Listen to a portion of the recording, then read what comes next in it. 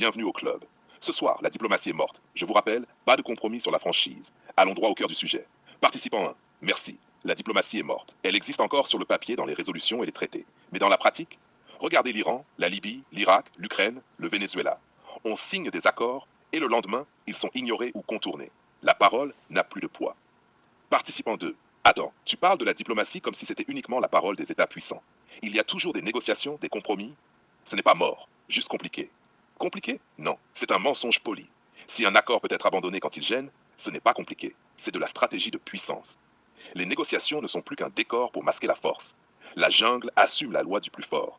L'Occident prétend civiliser le monde, mais impose ses propres règles quand ça l'arrange. Participant 3. Mais tu ne crois pas qu'il y a encore des pays qui respectent les accords? La diplomatie multilatérale fonctionne parfois. Fonctionne, peut-être pour quelques semaines, avant qu'un événement stratégique ne vienne tout briser. La crédibilité est morte. Et sans crédibilité, la diplomatie n'est plus qu'une fiction. Les États s'arment, se méfient, et les petits restent prisonniers du jeu des grands. Et donc, selon Gigi, nous serions revenus à une jungle? Exact, mais une jungle sophistiquée. Satellites, drones, missiles hypersoniques. La force ne se cache plus, elle se déguise en morale. Nous intervenons pour protéger la démocratie? Non, vous intervenez pour imposer la domination.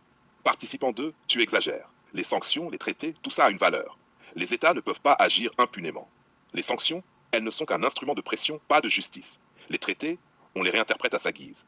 L'ONU, une tribune décorative. Le monde entier regarde, mais la parole perd sa valeur. Participant 3, alors que reste-t-il? La guerre ouverte? Exactement, le langage de la force.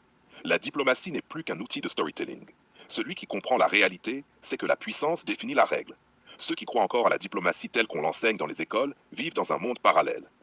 Dernière question, y a-t-il une sortie? Une chance de restaurer la diplomatie? Oui, mais elle repose sur la crédibilité et le respect réel des engagements. Tant qu'un État peut rompre un accord sans conséquence, la diplomatie est morte.